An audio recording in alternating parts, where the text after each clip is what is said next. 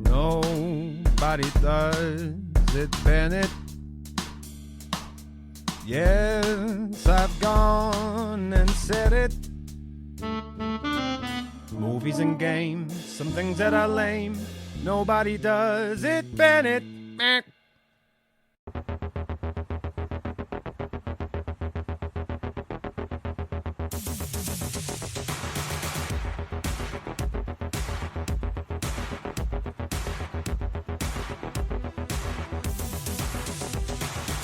Good evening and welcome. There are some superb movies ahead on Movie Review Universe. Next time, we'll join Jeff Goldblum, as it's not a research expedition anymore, it's a rescue operation, in the 1997 film The Lost World: Jurassic Park. Right now though, it's time for Titanic. Hello, and welcome to Nobody Does It Bennett, Movie Review Universe, otherwise known as the MRU. I am your host, the Greg Bennett Experience, and tonight I'm joined by Tenson and Jemma as we go through the movie Titanic, Part 1. Yes, that is correct, Part 1. I have decided to split this podcast review in two. As being more than 3 hours long, I thought it would be a good idea. Tonight we'll start our run through the movie Titanic, acting out certain scenes with our own unique voices, of course. We'll give you a brief introduction into our Titanic experiences before we start full steam ahead. Get there, full steam ahead? There you go. That's what got them in trouble. Yes. Say this though before we start. Anytime we might be having a laugh, it will be at the movie's expense. We do not mean any disrespect to the people who are involved in this tragedy and are not making light of this very real maritime disaster. If we have fun, it's fun at the movie. Yeah, not at the people. Jemma, Tenson, welcome back. Are you ready to go back to Titanic? It's been 84 years. Just try to remember. Yeah, it's a movie. It is a movie. Yeah. I was about to say stuff. I was like, I can't say anything yet because we're going to leave that for ratings in part 2. So I was just like, yes, it's a movie. Tenson, what is your history with this film and with the famous ship in general? I think I watched this movie when I was quite young. Can't remember exactly how old I was. Around about 1912? Yeah, 1912. Way back when. Yeah, I think I was quite young. I remember watching it multiple times, like every week, because I just became so obsessed with it and the actual, like, real life ship. And I remember, like, researching so much about it. I kind of just became fascinated by Titanic and its history and what happened to the ship. And yeah, the movie's a classic, so yeah. It was a gateway drug for you. It was 100% into history. That's fine when it's into history. Jemma, are you someone fascinated by this disaster as well? In that real morbid sort of disaster tourism kind of way, absolutely. But I think like the movie itself is one that I've always loved. Like Tenson, I was really young the first time I watched it. And actually, my first memory of watching the film, don't know if it was actually the first time, was at one day school. And our teacher was obsessed with the Titanic, and we just finished doing a whole module on medieval torture, and so she thought that let's move into a torturously emotional film, and so we watched the Titanic. I'm not going to ask why you just had a module on medieval torture, but yeah. Well, it was on the medieval times, but we decided to build a torture chamber in the Kiva. That was what we did for a few weeks there, so troubled children. But yeah, no, so that was the first time I remember watching it, and it sticks out in my mind because I remember the teacher forgetting that there were boobies. And so rushing up to cover the TV. I didn't. Kate Winslet, oh yeah. Anyway, sorry. Yeah, no, it was just a funny thing that sticks in my mind. I was like, ooh, it's the first booby movie I remember watching as a child. So one I've always enjoyed watching, so it's nice to revisit it. For me too as well, it's something. It's not the morbid side of things that fascinate me, it's the how and the why. It's a ship that you don't believe ever existed because it's so mythical that it actually did, and when you see it, it's like, wow, it's like almost legend coming into life. Yeah, I think because it's a movie, it takes some of the sting out of the reality of the tragedy. Like, you sort of do have to sit back and sort of think, wow, this genuinely was 1,500 people plus that perished in a maritime accident. Like, it doesn't feel real because of the whole big budget movie sort of experience. I remember after I watched the movie, I watched the documentary of when they found it in the 80s. 85, it was the year I was born. It was like a Navy ship, I believe, that found it. It literally came out of like the darkness to be discovered. And, you know, I can't imagine the moment that it was discovered after so many years. Isn't it called The Ghost in the Darkness or something like that? Yeah, something like that. But yeah, it was a really good documentary. I remember I watched like multiple different documentaries on Titanic after watching the movie. Really fascinating. Yeah, no, it certainly is. Titanic has been something that has fascinated me since I was a wee child. The thought of something so mighty and mythical ever existing, and how something labelled unsinkable could fall so fast. James Cameron is a master filmmaker. It doesn't matter what you think of his Avatar films, as his accomplishments span decades from like Terminator to Aliens. He delivers again and again. It disappoints me that Titanic is often cast off as just a quote-unquote chick flick, as it was so much more. The style, the music, sheer atmosphere is electric. And the cast, well, just simply wow. Titanic. More than just a Celine Dion song. That's how I had it bracketed on my schedule for the year. It's more than a Celine Dion song. You are right, though. A lot of people sort of like diminish it as being just a chick flick when it's so much more than that. Like, I used to get made fun of when I said that I liked Titanic, and people were like, oh, why do you like that movie? There's still a stigma when I tell people like I'm doing Titanic, but like, why that one? It's like, why not? It's got everything. Yeah, got the full package. I'd put the last hour and a half when the iceberg hits, I'd put that up against any film I've ever seen for sheer action and just drama. Yeah. It's tense and your whole body just is like feels yuck watching it because it's this huge, big, serious moment. It isn't just like a 5-minute moment at the end of a film that you get sometimes with action movies. It keeps you on the edge. The fact it actually happened as well makes it even more powerful. Another thing that's interesting about today as well is today's November 12th for us here. Leonardo DiCaprio's birthday is November 11th. In America, it's November 11th at the moment. So today is actually Leonardo DiCaprio's birthday. And so we're doing a Titanic podcast on Leonardo DiCaprio's birthday. Hey. How fitting. Happy birthday, Leo. Did you plan this ahead? No, I just... Yes, Tenson. It was a lot of planning. It wasn't just a complete fluke when I asked you guys and you were like, I'm busy some weekends, I'm not busy others. Coincidence? I think not. On Leonardo DiCaprio's birthday. Yes, especially. We took it as leave from work. You jump, I jump. If you like what you hear or have any suggestions or thoughts for us, who knows? It might be about Titanic. Well, you can contact us by going to the Nobody Does It Bennett Facebook page or by hitting us up on the Twitter at NobodyDIBennett. You can also email us at nobodydoesitbennett@outlook.com or by going to our website, nobodydoesitbennett.buzzsprout.com. Nobody Does It Bennett is available on Spotify, Google Podcasts, iHeartRadio, and other podcast outlets. Nobody Does It Bennett is now also available on YouTube, so don't forget to like and subscribe. Right, Jemma, Tenson, have you been checked for lice and are ready to board? Yes. Yes, Greg. Yeah, I had a comb through before I came here. Ladies and gentlemen, Titanic from 1997, part 1. Do, do, do. If you're going to do it, you got to go the full motion.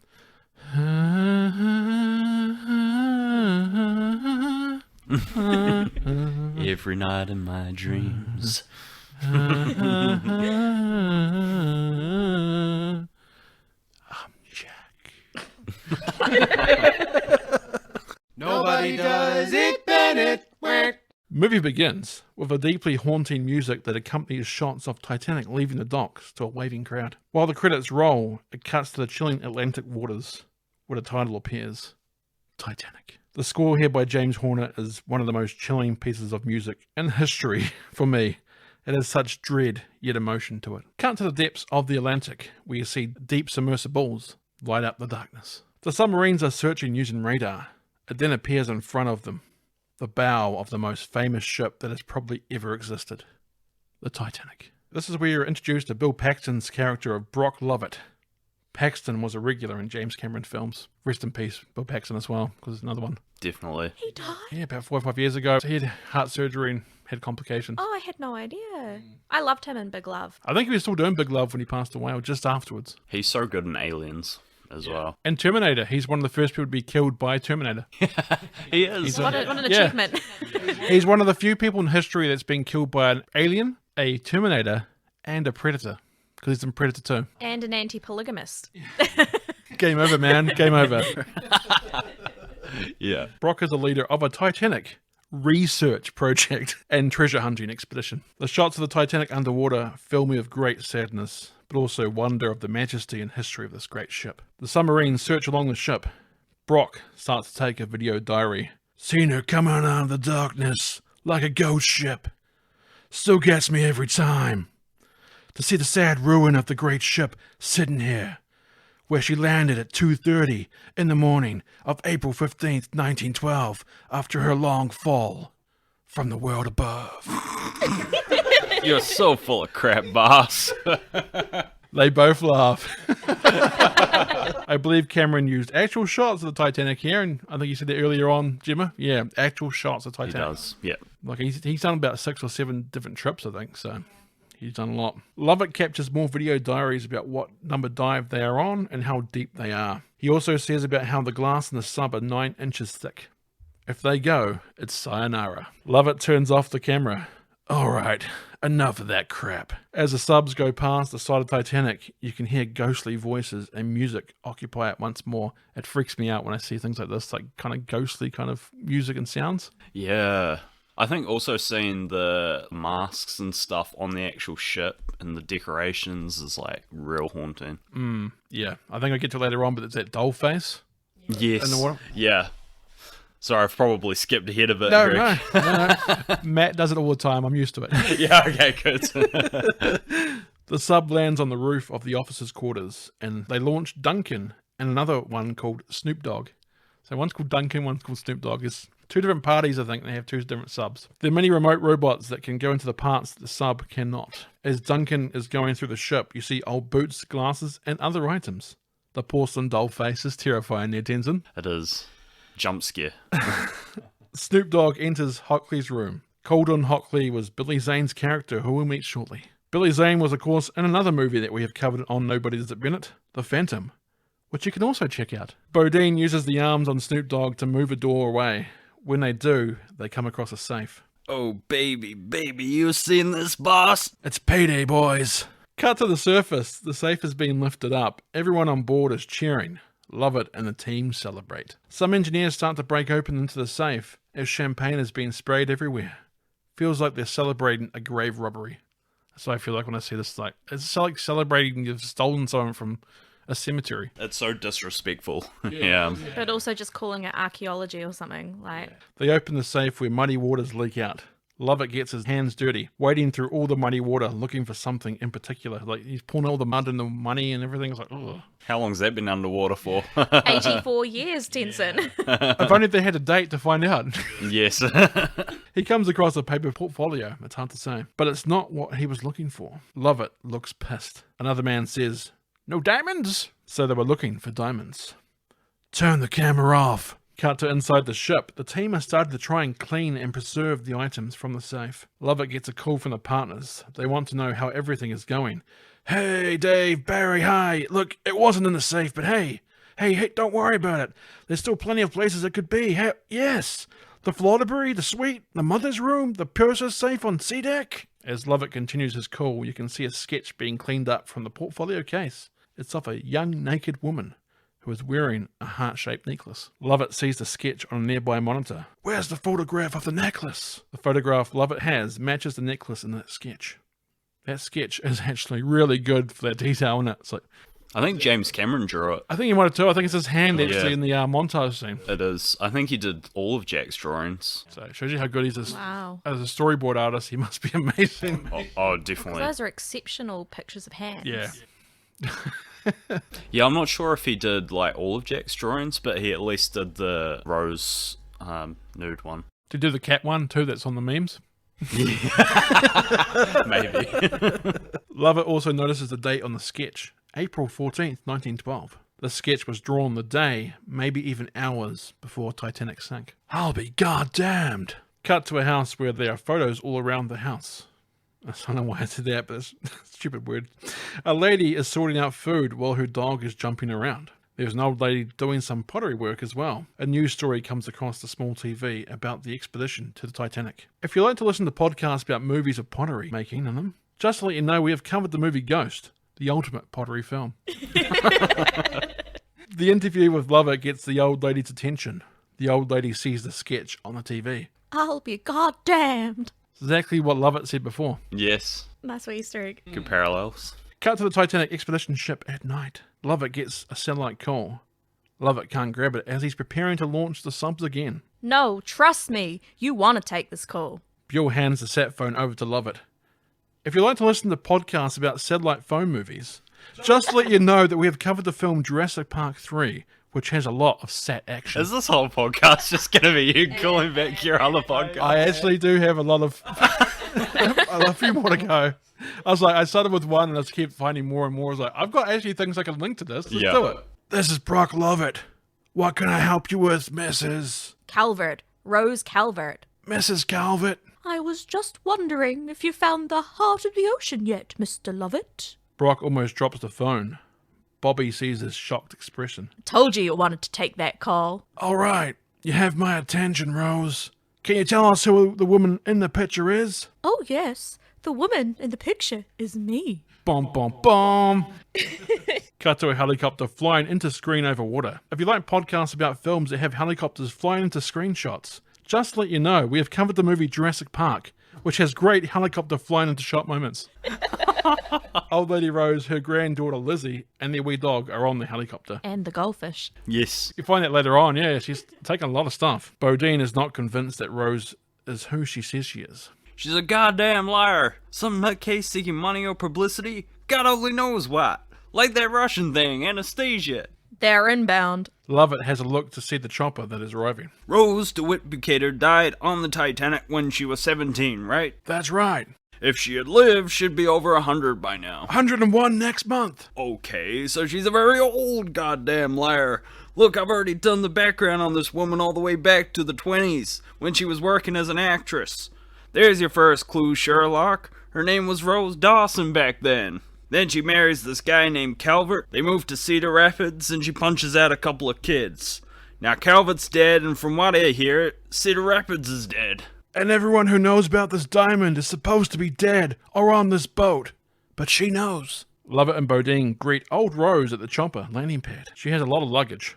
Even brings her fish, like you said, Jemma. The goldfish tank. Lovett is introduced to Rose's granddaughter, Lizzie, but they've already met a few moments ago. Rose had forgotten. Bodine and Lovett look at each other, unsure if she'll be a reliable source. Can I get you anything? Is there anything you would like? Yes, I would like to see my drawing. Old Rose looks at the sketch that is shimmering in some water. She closes her eyes and remembers Jack drawing her. Louis XVI wore a fabulous stone that was called the Blue Diamond of the Crown. It disappeared in 1792. About the same time old Louis lost everything from the neck up. The theory goes that the crown diamond was chopped too, being cut into the heart-like shape that became known as the heart of the ocean. Today would be worth more than a whole diamond. It was a dreadful heavy thing. I only wore it this once. You actually think this was you, Nana? Well, yeah, if you look at any of her photos, as her as a young woman, we know she has, as we see them at the end of the film, Lizzie, you would see that her pictures have a striking resemblance to the woman in that sketch. Clearly her. It is me, dear. Wasn't I a dish? I tracked it down through insurance records, an old claim that was settled under terms of absolute secrecy. Can you tell me who the claimant was, Rose? I should imagine someone named Hockley. Nathan Hockley. That's right, Pittsburgh steel tycoon. The claim was for a diamond necklace his son Cal had brought his fiancée. You. A week before he sailed on Titanic, it was filed right after the sinking, so Diamond had to go down with the ship. You see the date? April 14th, 1912. Which means if your grandmother is who she says she is, she was wearing the diamond the day the Titanic sank. And that makes you my new best friend. Lovett shows Rose some other items recovered. Rose gets excited when seeing her old mirror. Rose then picks up a butterfly hairpin and gets emotional. Then Lovett says the line, "Are you ready to go back to Titanic?" Bodine shows Rose a computer simulation of what they believed happened to the Titanic. Bodine is so matter-of-fact and carefree in his retelling of the sinking. Not a very nice way to explain a disaster to someone who had experienced it. I was thinking the same thing. How traumatic. I think this scene's pretty good because it shows you, like, you're expecting what's going to happen when we eventually see the sinking, like explaining when it hits the iceberg and how it actually sinks. It also shows you how they see the Titanic. It's just something that happened. And this is a matter-of-fact way of how it happened. There's no emotion attached to it. It's not until Rose actually tells her story at the end and they realize that this is about people who lost their lives, not just a ship that sank. As the Titanic sim hits the ocean floor, Bodine says the following line. Pretty cool, huh? Seriously, dude? Thousands of people died. Rose can probably hear their screams in her nightmares. And your response is, pretty cool, huh? He's a bit of a tosser, Bodine, isn't he? Yeah, I guess a bit. Thank you for that fine forensic analysis, Mr. Bodine. Of course, the experience of it was somewhat different. Will you share it with us? Old Rose gets up and slowly makes her way to one of the monitors that the shipwreck of Titanic is on. Rose has strong emotions to the images and starts having flashbacks. Rose starts to break down. I'm taking her to rest. No, no! Not to rest, no! Lovett gets a recorder as Rose sits back down. It's been 84 years. It's okay. Just try anything at all. Do you want to hear this or not, Mr. Lovett? I like his face like, oh, my bad. It's been 84 years, and I can still smell the fresh paint. The china had never been used, and the sheets had never been slept in. Titanic was called the Ship of Dreams, and it really was. Cue music. Yeah. This transition's really cool when it actually, can't remember how it starts in the present time, but the way it transitions into the actual ship is really cool. The image of the bow of the shipwrecked Titanic on the monitor behind Old Rose transforms into the brand new looking Titanic, which is docked in Southampton, ready for the passengers to start boarding. And what a sight it is, Tenson. What a sight. It is a beautiful transition, actually. And that music, I love how the music started so hopeful and adventurous, and then it just gets moodier and moodier as it gets towards what happens. Unless you haven't seen it, then you don't know what happens, and check out part 2. You see the car that Rose and Jack get it on in, later being loaded into the ship. So you actually see it getting picked up and dropped on the ship. That's the car that they, hand press. I didn't realise that, Greg. Yeah. The more you know. I can't take credit for it. Someone else pointed it out once, and they're going, it's good to know, though. I think the rest of us weren't paying too much attention to the car itself that they were in, so much as what was happening in the car. Because I was like, the upholstery, guys, the upholstery. The score is beautiful here. No, the score is beautiful here. Not as haunting as before. More uplifting and hopeful. Like everyone would have been boarding this majestic vessel. Rose exits the car with her iconic hat-lifting up reveal of Kate Winslet, who was fresh off doing the Peter Jackson film Heavenly Creatures. If you like podcasts that mention films like Heavenly Creatures, just letting you know that we've done a podcast about the movie The Frighteners, which is done from the same director. I think he may have done a big film franchise too, Tenson, but I can't remember. Yeah, the name escapes me.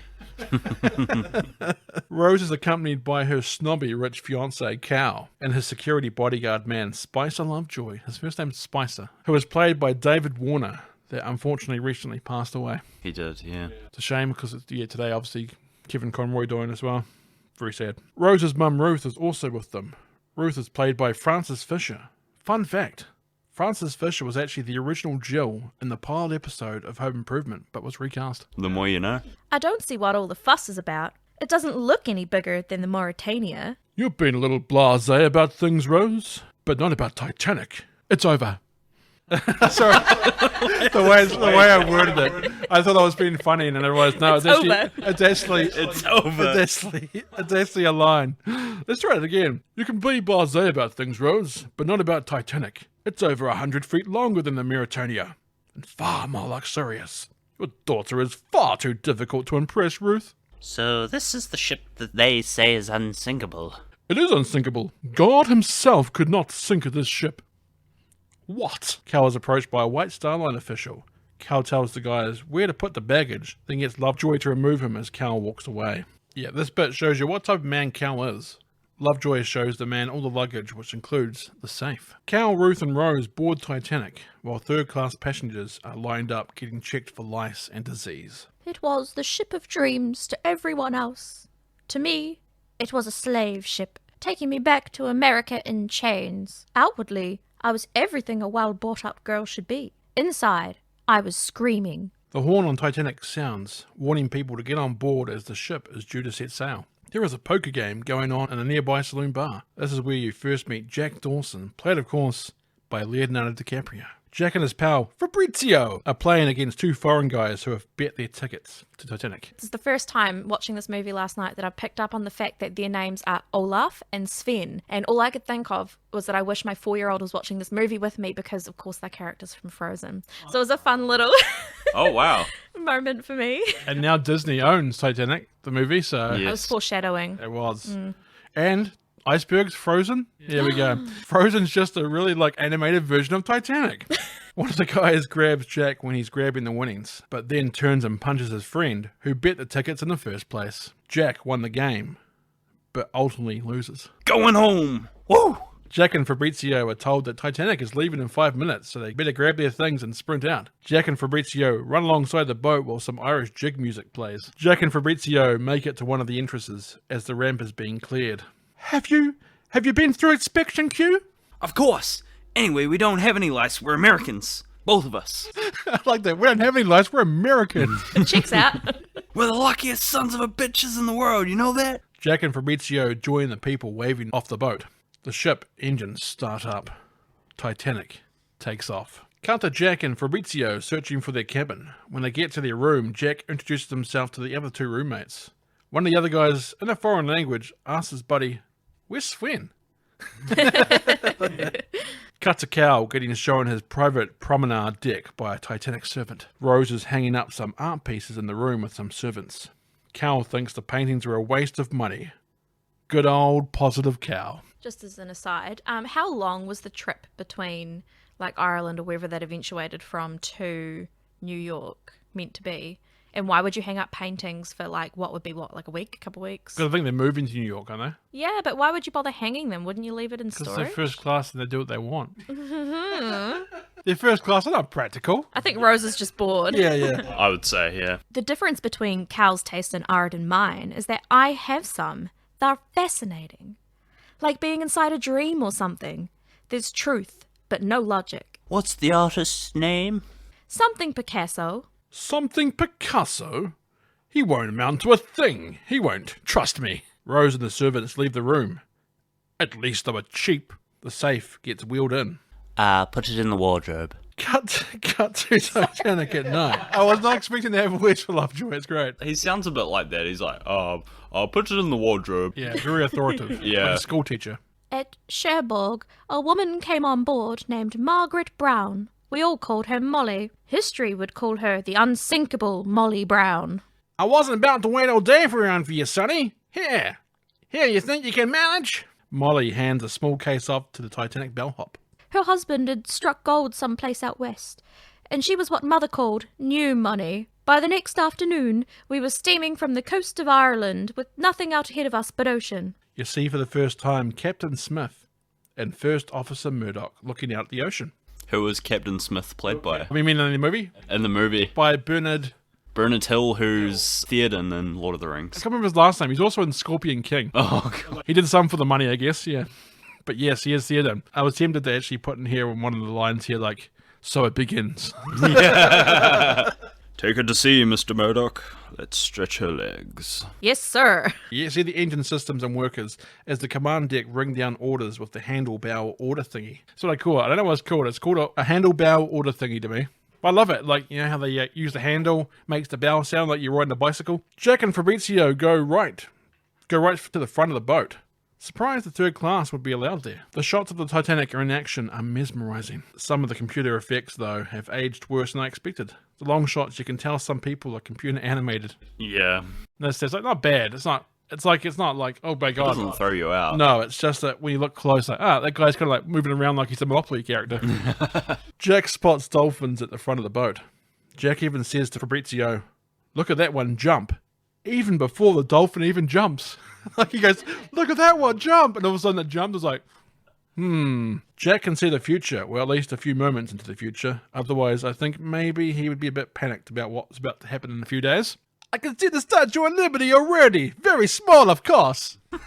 It's me, Mario. I'm a Fabrizio. Jack is up on the railing and creates one of the most iconic moments in movie history. I'm the king of the world. Woo! See, this also reminds me of Spin City when Michael J. Fox does it on a ferry in New York City. He's like, "I'm king of the world." I'm like, I think when James Cameron won the Oscar for Best Director, he literally said this line when he won it. I was like, oh, dude. he said he cringed about it later on. Yeah, I can imagine. But he is king of the world. Look at Avatar too. Cut to the first class dinner room. Bruce Ismay is talking all about his new ship, the Titanic. This guy. "She is the largest moving object ever made by a handful man of all history. And our master shipbuilder, Mr. Andrews here, designed her from a keel plates up. I may have knocked her together, but the idea was Mr. Ismay's. He envisioned a steamer so grand in scale and so luxurious in its appointments that its supremacy would never be challenged. Well, actually, other ships were already being designed by other shipping companies to build a bigger ship than Titanic. It was something that actually was happening during Titanic. They're already looking at building bigger ones, so this wasn't always going to be the biggest ship, not for very long. And here she is, willed into solid reality. Rose looks unimpressed. Rose starts smoking with her long penguin-like device. Her mom says how she knows that she doesn't like her smoking. Cal says that she knows and removes the cigarette from her penguin extender. So I call it, because Penguin always had them in the Batman. Yeah. Molly has a look of shock that Cal would be so controlling of Rose. Cal then orders for himself and for Rose, as she doesn't get any say in her own life. Are you going to cut her meat for her too, Cal? Molly laughs. Cal looks unimpressed. Hey, who thought of the name Titanic? Was it you, Bruce? Well, yes, actually. I wanted to convey sheer size. And size means stability, luxury, and above all, strength. Do you know of Dr. Freud, Mr. Esme? His ideas about male preoccupation with size might be of particular interest to you. Molly smiles. I think Thomas Andrews smiles, so he's kind of like... Yeah. If you like podcasts about movies with Sigmund Freud in them, then you should check out Bill and Ted's Excellent Adventure podcast. We did. Thomas Andrew also laughs up here, so he did laugh, yeah. Rose's mum is embarrassed by her behaviour. Rose excuses herself from the dinner table. She's a pistol, Cal. Hope you can handle her. Well, I might have to start minding what she reads from now on, won't I, Mrs. Brown? Freud? Who is he? Is he a passenger? I can't stand Ismay. Ugh. Jack sketches a man with his child who are hanging onto a nearby railing. One of the Irish passengers lets Fabrizio know that although Titanic is owned by a Brit, it was in fact built in Ireland. It wasn't Belfast. It was, yeah. You see some of the Titanic crew walking dogs for first-class passengers. That's typical. First-class dogs come down here to take a shite. Lets us know where we rank in the scheme of things. Like we could forget. I'm Tommy Ryan. Tommy shakes Jack's hand. Jack Dawson. Fabrizio! Do you make any money with your drawings? Mr. Eastwood. I'm using almost like the same kind of accent that the grandmother has in Back to the Future Part 3. Mr. Eastwood. Mr. Eastwood. Jack is distracted by seeing Rose up above. Forget it, boyo. You're as likely to have angels fall out of your ass as get next to the likes of her. I hope she's under 25. He didn't know what I did until he read it. I just saw it, I was like, oh no. Oh, that's funny. Rose notices Jack staring at her. Please don't tell me it's going to be another Attack of the Clones situation, Tenson. Oh, please no. Anakin Skywalker was staring and saying stuff at Padme like, are you an angel? that was the first one. That's the first one. It's innocent. More like, I've been thinking about you for the last 10 years, every night. And it's like, stares at her. Stop looking at me. I'm sorry, my lady. Cal comes out to get Rose and makes sure she acts appropriately. God forbid she actually is allowed to think and act in her own way. It cuts back to the busy first-class dining room. I saw my whole life as if I'd already lived it. An endless parade of parties and cotillions, yachts and polo matches. Always the same narrow people, the same mindless chatter. I felt like I was standing at a great precipice, with no one to pull me back, no one who cared, or even noticed. Cut to Rose running through the ship, crying as she goes. Rose runs right to the very back of the ship. Jack is lying in one of the wooden seats looking up the stars, while smoking a cigarette. He sees Rose run past him, so he follows. Rose climbs over the railing, preparing to jump and end her life. The haunting music comes back here. Don't jump. Rose leans over, with her arms hanging onto the railing. Don't do it. Stay back.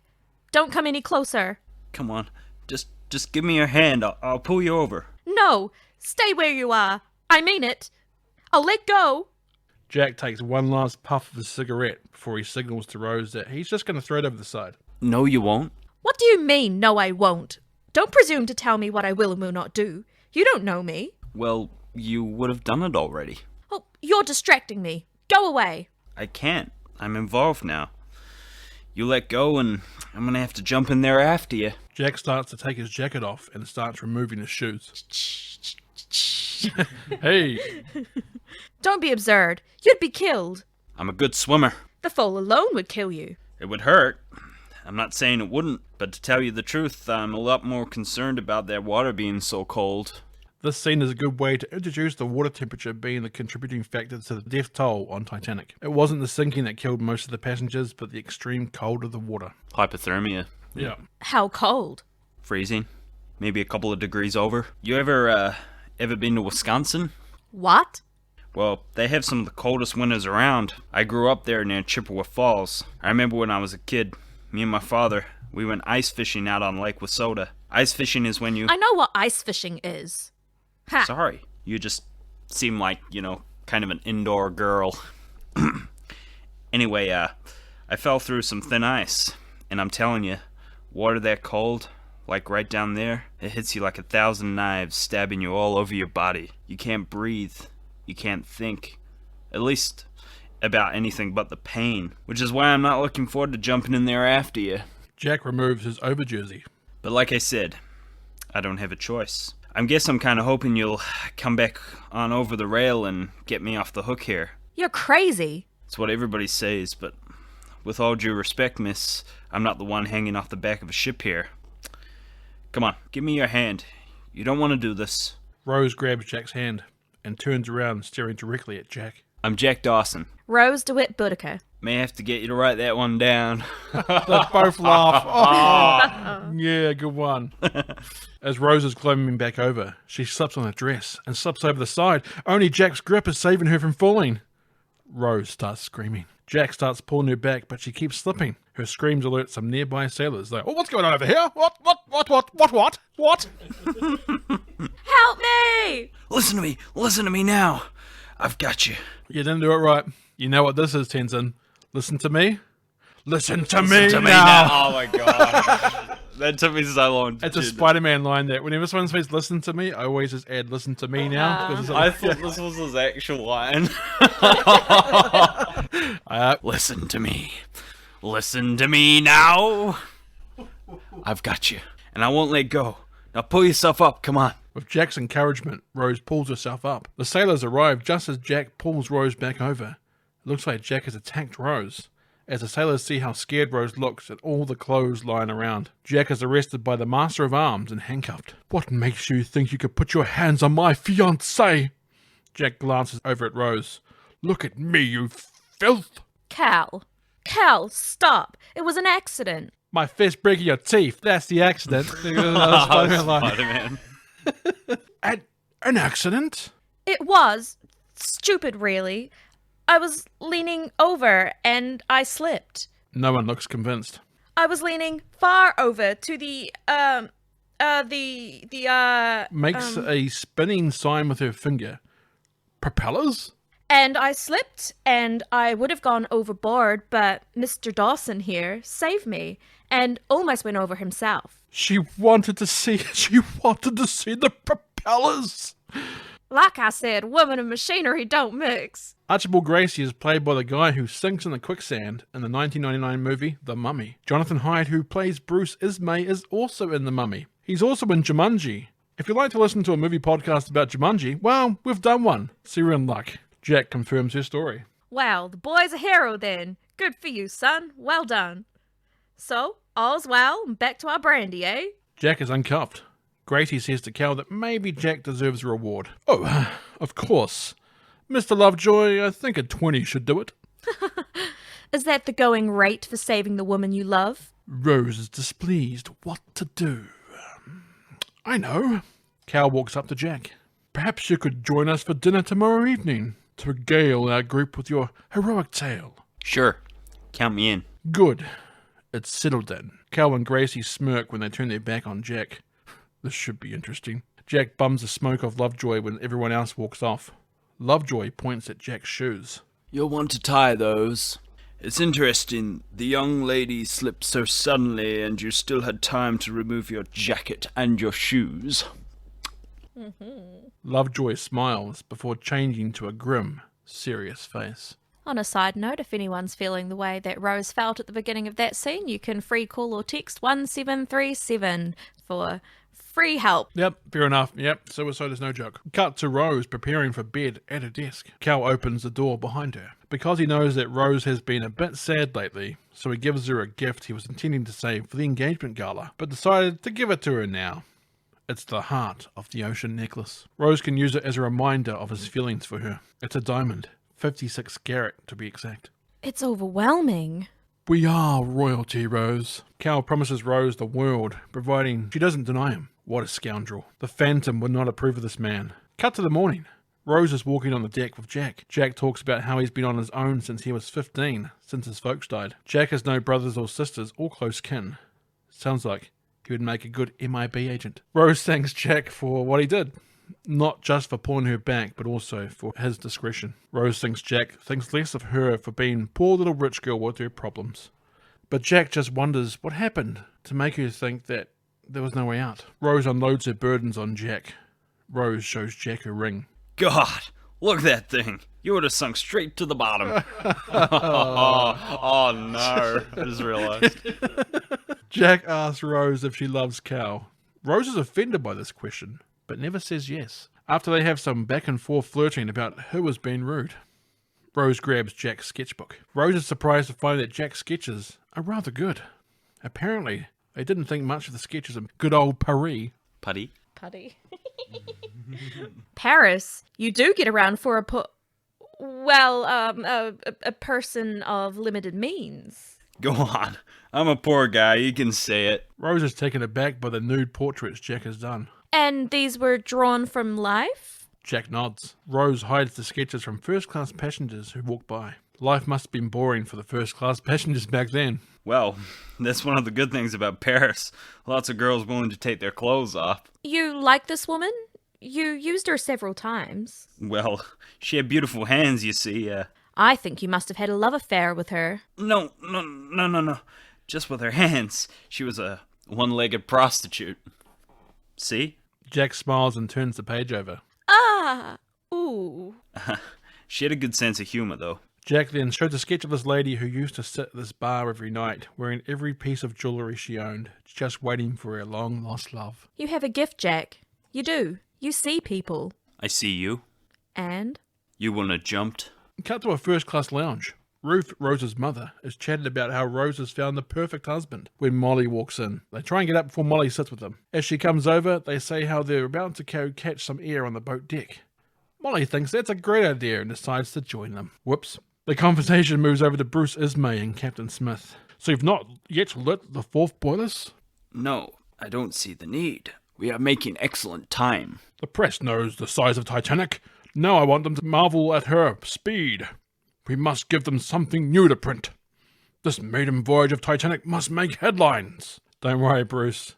It will make headlines, all right. I think he says that later in the movie, yeah. You shall have your headlines, Mr. Ismay. Yeah. Mr. Ismay, I would prefer not to push the engines until they've been properly run in. Of course, I'm just a passenger. I'll leave it up to your good officers to decide what's best. But what a glorious end to your final crossing if we were getting into New York on Tuesday night and surprise them. Make the morning papers. Retire with a bang, eh, EJ? Smith reluctantly nods and lies back in his chair. Good man. Cut back to Jack and Rose still talking as the sun begins to set. Jack continues telling Rose about his life. Teach me to ride like a man. Chew tobacco like a man. And spit like a man. What? They didn't teach you that in finishing school? No. Well, come on, I'll teach you. Jack teaches Rose how to spit like a man. This is pretty gross, so I'm just going to move on. Rose's mother appears behind them with Molly and the ladies as Jack is really getting his phlegm going. Jack has spit in his face. Ugh, gross. Molly lets Jack know about the spit on his face. The others were gracious and curious about the man who saved my life, but my mother, looked at him like he was an insect, a dangerous insect, which must be squashed quickly. Well, Jack, sounds like you're a good man to have around in a sticky spot. The dinner trumpet goes off. Rose goes and dresses for dinner with her mother. See you at dinner, Jack. Son? Jack stops looking at Rose and looks at Molly. Do you have even the slightest comprehension to what you're doing? Not really. Well, you're about to go into the snake pit. What are you planning to wear? Jack points to the scruffy clothes he's wearing. I figured. Come on. Cut to Jack getting dressed up in a suave suit and bow tie by Molly. She used some of her son's clothes, and they are pretty similar in size. Okay, so it's not like Austin Powers thing then. Like when Austin and Vanessa watch a really tall man and a really large woman go into the toilets, they follow them in, knock them out, and steal their clothes. When they walk out, the clothes fit them perfectly. I always like that joke. Not quite like that. Yeah, love it. Good old Austin Powers. You shut up like a new penny. Cut to Jack entering the first class dinner. Jack walks around the famous staircase area with the clock. Jack looks to see how the others are acting and tries to mimic their actions, like putting one of his arms behind his back. Cal nods in Jack's direction, but doesn't recognize him, and keeps walking past. Rose then comes down the stairs and sees Jack, by himself, pretending to shake hands and greet people. Jack kisses Rose on the back of her glove hand. Rose reintroduces him to Cal. Cal is shocked to see Jack looking so proper. Dawson? Well, it's amazing. You almost passed for a gentleman. Almost. How extraordinary. Cal walks Ruth to the tables while Jack walks Rose. Rose starts pointing people out to Jack and revealing their dirty little secrets. Molly comes along, so now Jack is escorting both Rose and Molly to the dinner. I really like Molly as a character and seemed like a hell of a woman in real life. Kathy Bates does a great job bringing her character to life. Absolutely. No misery here, eh, Tenson? Oh, there we are. That was terrible, Greg. Ain't nothing to it, is there, Jack? Remember, they love money, so just pretend like you own a gold mine and you're in the club. Jack is introduced to the richest man on the ship, Jacob John Astor. Hello, Jack. Are you at the Boston Dawsons? No, the Chippewa Falls Dawsons, actually. Oh, yes. I like Astor. He's like, oh, yes, of course, yes. Who are they? He must have been nervous, but he never faltered. They assumed he was one of them. Heir to a railroad fortune, perhaps. New money, obviously, but still a member of the club. Mother, of course, could always be counted upon. Tell us about the accommodations and steerage, Mr. Dawson. I hear they're quite good on this ship. The best I've seen, ma'am. Hardly any rats. Mr. Dawson is joining us from the third class. He was some assistance to my fiancée. It turns out that Mr. Dawson is quite the fine artist. He was kind enough to show me some of his works today. Rose and I differ somewhat in our definition of fine art, says the guy who thinks Picasso won't be a successful artist. Not to impugn your work, sir. They then start talking up the ship to the designer, Thomas Andrews. Your ship is a wonder, Mr. Andrews. Truly. Thank you, Rose. Ruth asks questions to Jack in a means to embarrass him.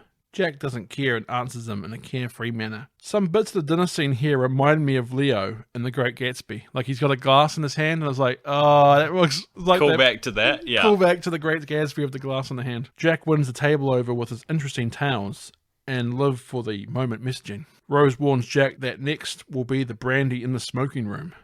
A moment later, Gracie gets up and announces the men to go for brandy in the smoking room. Jack declines the offer and decides he needs to head back. Jack says goodnight to Rose and kisses her hand. As he does, he slips her a note. The note reads, "Make it count.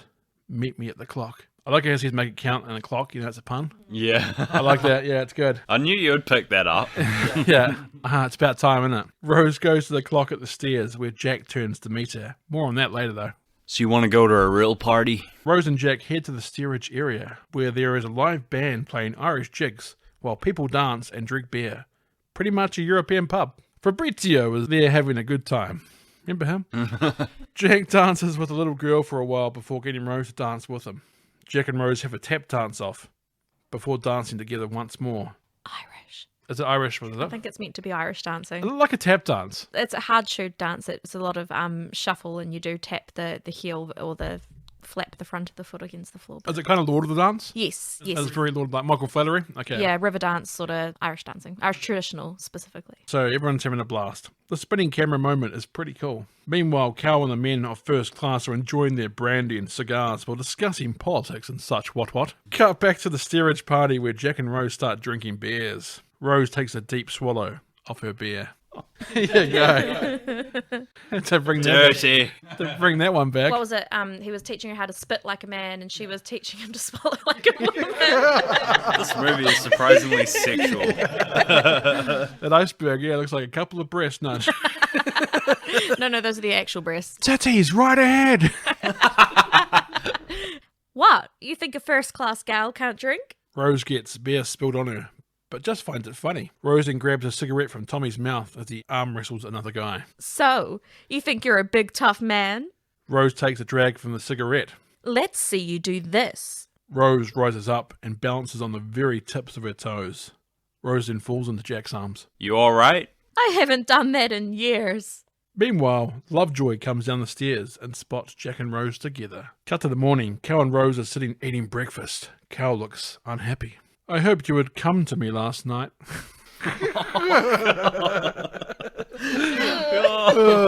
Some of the dialogue in this movie. Yeah.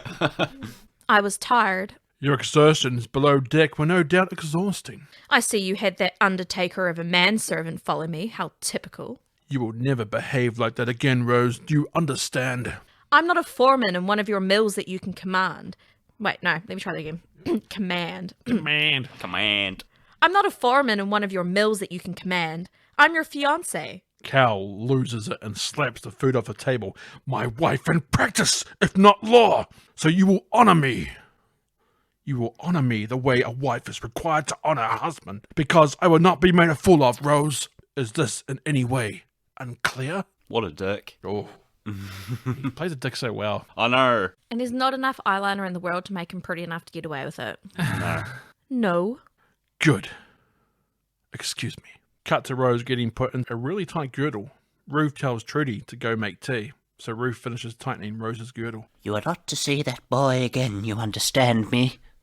Rose, I forbid it. She's like a 90-year-old woman, apparently. He does a better 90-year-old woman than I do, so... I can't really remember what she sounds like. Oh, stop it, Mother. You'll give yourself a nosebleed. This is not a game. Our situation is precarious. You know the money's gone.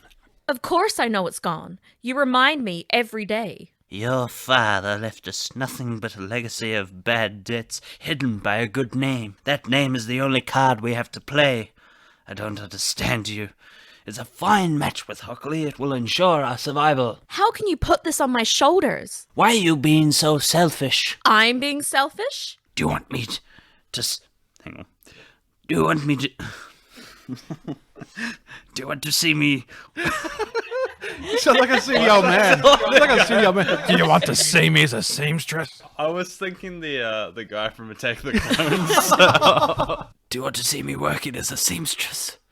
Is that what you want? To see our fine things sold at auction? Our memories scattered to the winds? Ruth starts crying. Way to guilt trip, Ruth. You're a terrible mother. It's so unfair. Of course it's unfair. We're women. Our choices are never easy. Cut to Captain Smith and the first-class crew enjoying Sunday church service. I believe it's the last morning before the sinking. They are singing a hymn that includes the line, "From those in peril on the sea." Ooh. Jack goes down the staircase and says hi to Thomas Andrews. The guard at the door will not let Jack in to speak to Rose. Lovejoy comes to the door. Mr. Hockley and Miss DeWitt-Bucator continue to be appreciative of your assistance. They asked me to, give you this in gratitude. Lovejoy hands Jack money. I don't want your money, please. Also to remind you that you hold a third-class ticket and that your presence here is no longer appropriate. I just want to speak to Rose for 1 second. Gentlemen, please see that Mr. Dawson gets back to where he belongs and that he stays there. Lovejoy splits the money he was going to give to Jack and hands it to the door guards. Jack gets escorted away, while Rose, Ruth, Thomas Andrews and Captain Smith are talking on the captain's deck. An officer comes to Captain Smith with another ice warning. Oh, not to worry. Quite normal for this time of year. In fact, we're speeding up. I've just ordered the last boilers lit. It cuts to a kid playing with a dreidel while two men watch. It's inspired by a photo that was actually taken on the Titanic. It's actually a photo of a kid playing with a dreidel. Oh, yes, I have seen that one. Yeah. Apparently they reckon that was actually taken before they actually left the docks though, because apparently the people got off before, apparently. Jack acquires a hat and a coat that was on a nearby chair and walks off. Rose is walking with Cal, Ruth and Thomas Andrews. Rose says how she's done the sum in her head and there doesn't seem to be enough lifeboats for everyone on board. Thomas Andrews admits there is only enough for about half. Andrews had an extra inner row of lifeboats in his design on the decks, but was seen by some for the deck to look too cluttered. A waste of deck space as it is on an unsinkable ship. Sleep soundly, young Rose. I have built you a good ship, strong and true. She's all the lifeboat you'll need. That's an Ainge Wells it. No. Jack is nearby hiding with his coat and hat. Jack gets Rose to sneak into a nearby room. It's the gymnasium. Rose says how they can't see each other. She's marrying Cal as she loves him. Does she, though? Jack responds by calling her a brat, but also says that she is the most astounding woman that he's ever known. I'm too involved now. You jump, I jump, remember? I can't turn away without knowing if you'll be alright. That's all that I want. Well, I'm all right. I'll be fine, really. Really? I don't think so. They've got you trapped, Rose, and you're gonna die if you don't break free. Maybe not right away, 'cause you're strong, but sooner or later that fire that I love about you, Rose, that fire's gonna burn out. We're rather Anakin towards the end, aren't you? It's not up to you to save me, Jack. You're right. Only you can do that. Jack tries to kiss Rose, but she stops him. I'm going back. Leave me alone. Cut to Rose in a first-class lounge with her mother and some other ladies. Rose sees a little girl getting taught how to sit straight. A realization comes over her face. With that realization, do you think it's because she realized that she's trapped, or I think she's starting to realize if she has kids of Cal, that's how her kids are going to be raised? Yep. And she does not want that. Perpetual cycle. Yeah. But she also loves Jack. Well, that too, but that's a side thing. It's more about her, right? Yeah, it's all about her. It's about the little girl getting taught how to use her manners. Yeah. Cut to Jack, who's just chilling at the front of the ship. Seems like he and Fabrizio never hang out anymore. Rose approaches Jack. Hello, Jack. The Celine Dion orchestral themes kicks in. I changed my mind. They said you might be up here. Shh. Give me your hand. Now close your eyes. Go on. Rose closes her eyes. Step up. Now hold onto the railing. Keep your eyes closed. Don't peek. I'm not. Step up onto the railing. Hold on. Keep your eyes closed. Do you trust me? I trust you. Jack then pushes Rose off the railing and completes his assassination mission. This whole movie is actually called Assassin's Creed Titanic. No jokes. Let's return to what actually happened. Jack takes Rose's arms and holds them out to the sides. All right. Open your eyes. Rose opens her eyes to the astonishment to where she is. I'm flying. Jack? Jack interlocks his hands into Rose's. Jack starts singing Josephine and the Flying Machine to Rose in her ear. Jack then brings her arms back in. Then they kiss. Take note, this is how you do a love scene. I'm looking at you, Attack of the Clones. Floating fruit. Yes. Oh.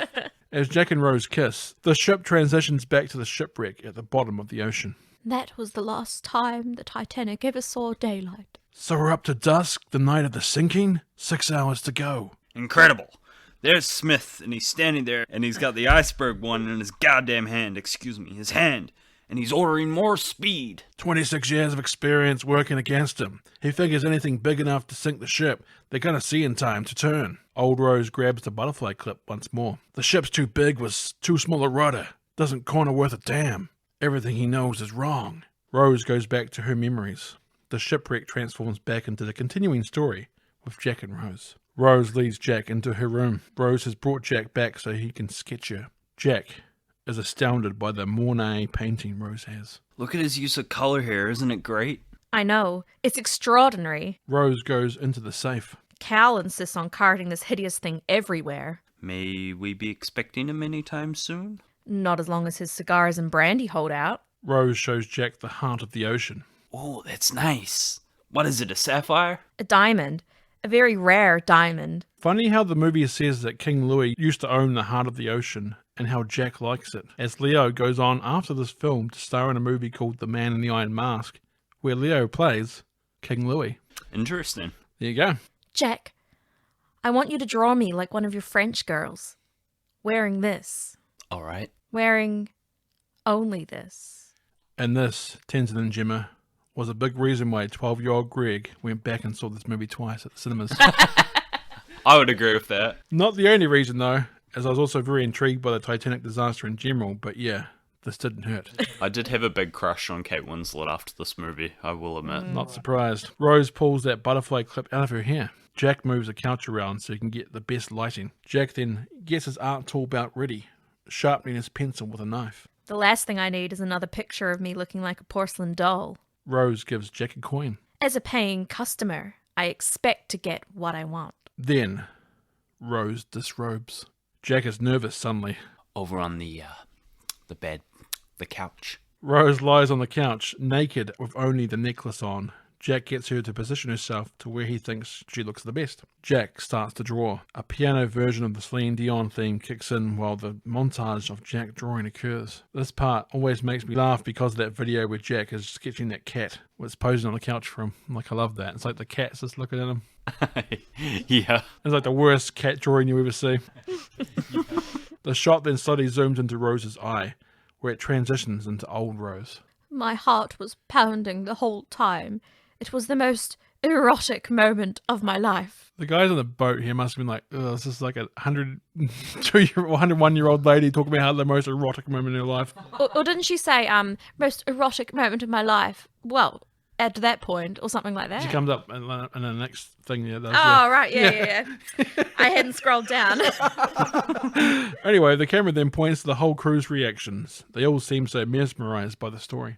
Up until then, at least. There you go. So what happened next? You mean, did we do it? The crew all blush. Sorry to disappoint you, Mr. Bodine, but Jack was very professional. Jack hands Rose the picture wrapped in the binder. Thank you. They kiss once more. Rose is penning a letter and gets Jack to put the necklace back in the safe. Jack puts the necklace case in the safe.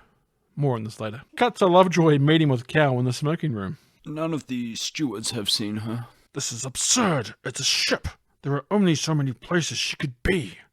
Lovejoy, find her. Cut to a shot of the Titanic cruising along the water. The officers are on deck, including Second Officer Lightoller. Thank you, Word. Second Officer Lightoller, Second Officer Lightoller, and Captain Smith. Clear. Yes, I don't think I've ever seen such a flat calm. Like a mill pond. Not a breath of wind. It will make the bergs harder to see, with no breaking water at the base.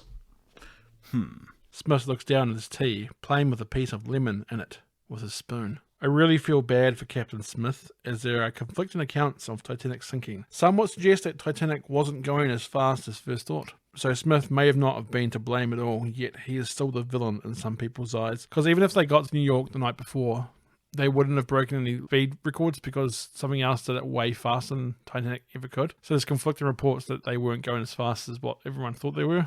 It wasn't Captain Smith's fault that in the situation he was just going with what any captain would. Yeah, and I'd heard that actually there was like a really specific set of weather conditions because it was really calm, and then they had like the Dalmatian current and some other current, and they were like right over where the two of them come together, and it creates like a visual, like mirage-like visual effect that makes the horizon line seem higher than it is, and so they actually wouldn't have seen the iceberg until they were right on it because of that mirage. That and the fact they had no binoculars because the man with the key to the binoculars case got off in Paris. Yeah, and like it was like the calmest night recorded in like 100 years. It's like it was like freakish conditions. Yeah. Same about Bruce Ismay. He may have not have been as bullish about speed numbers as the movie suggests, so there's actually conflicting reports that maybe Ismay wasn't actually pushing in a captain at all.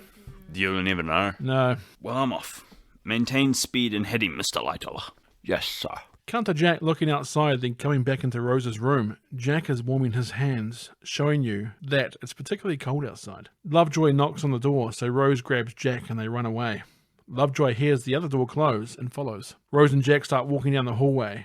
Lovejoy pops his head out from the room and sees Rose and Jack together. This begins a chase through the ship with Irish Highland-type dancing music. Highlights include Jack and Rose getting in an elevator and Rose flipping the bird at Lovejoy, Jack and Rose discussing how Lovejoy might have been a cop, Jack and Rose running through the engineering level, and that's about it. Anytime I think my day at work has been hard, I think about what life must have been for those engineers who were working on ships like Titanic. It's like, oof. Absolutely. Jack and Rose continue to the steerage area of the ship. It's freezing cold in this part of the ship. The car that was getting lowered into the ship earlier is now there. Jack pretends to be Rose's driver. Where to, miss? To the stars. If you like movie podcasts about going to the stars, then I may suggest our Stargate 1994 podcast. Available on Nobody Does It Bennett. Rose grabs Jack and pulls him into the back seat. Nervous? No. Put your hands on me, Jack. They start kissing. Then they do more than kissing. More than kissing. Yeah. Cut to a shot of Titanic sailing along. It cuts up to the two guys shivering in the crow's nest. looking for icebergs without any binoculars. The binoculars have not been seen since Southampton. Yeah. It said Paris. I think it really is Paris, but it said Southampton in the movie. So Well, because I think from what I'd read, the man who had the key, he disembarked in France. And so in Southampton, they would have absolutely had them. But he got off. yeah, and took it with him. Maybe that Silly would have man. changed the fate of Titanic. Another butterfly effect, really, isn't it? Yeah. What if? Lightoller does his rounds, which means Officer Murdoch has the deck. Cut back to the car. The windows are all steamy now. Cue the steamy handprint on the car window. Something I do to my flatmate's car whenever condensation makes it foggy. Who doesn't? It's always like, did you Titanic my car? It's like, yes. Jack and Rose relax for a bit after the workout. 2 stewards are pointed by an engineer where Jack and Rose went. Cal looks in the safe. He discovers the binder with the naked Rose sketch. The note for Cal says, "Darling, now you can keep us both locked in your safe. Rose." Cal is about to rip up the note and sketch, but stops. I've got a better idea. The stewards find the steamy car, but no Jack and Rose. Murdoch is on deck when he sees Jack and Rose run out from a door, laughing their heads off. When the ship docks, I'm getting off with you. Wait, didn't she just get off with him? This is crazy. I know, it doesn't make any sense. That's why I trust it. Murdoch smiles as he sees Jack and Rose kiss. Poor Murdoch. Sad what happens to him. The 2 guys in the crow's nest are also perving on Jack and Rose. Then, one of the 2 guys spots something out in the distance. At first unsure, but with every moment they get closer, the dread of certainty gets deeper and deeper. Bugger! The man rings the alarm bell and rings the officer's deck. Is there anyone there? Yes, what do you see? Iceberg right ahead. Thank you. He's like so calm, he's like, thank you very much, you're okay.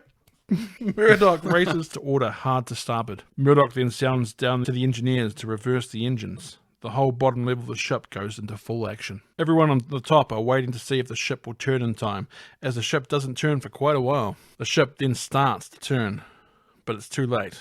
The side of Titanic hits the iceberg, which sends a roaring sound and shaking sensation through the ship. The bottom layers start to puncture, water starts crashing into the ship. Bits of the iceberg break off and fall right in front of Jack and Rose. The engineers start to get washed out with water. Airtight doors start to get closed, meaning the engineers don't have much time to escape. Some don't make it. The airtight doors have now been closed. End of part 1. There you go. What's going to happen? Stay tuned in part 2. Well, there you are, Tenson and Jemma. The iceberg has struck the Titanic. If you like what you hear or have any suggestions or thoughts for us, who knows, it might be about Titanic. Well, you can contact us by going to the Nobody Does It Bennett Facebook page or by hitting us up on the Twitter at NobodyDIBennett. You can also email us at nobodydoesitbennett@outlook.com or by going to our website, nobodydoesitbennett.buzzsprout.com. Nobody Does It Bennett is available on Spotify, Google Podcasts, iHeartRadio, and other podcast outlets. And Nobody Does It Bennett is now also available on YouTube, so don't forget to like and subscribe.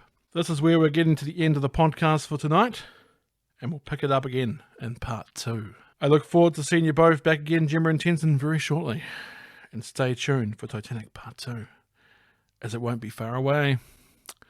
What's going to happen? Who knows? Will Mufasa get pulled back up by Scar? Will he get thrown off? We won't know. Thank you for listening, and see you for the conclusion. What will happen? Stay tuned to find out. Remember, some others may do it better, but nobody does it Bennett. Take care.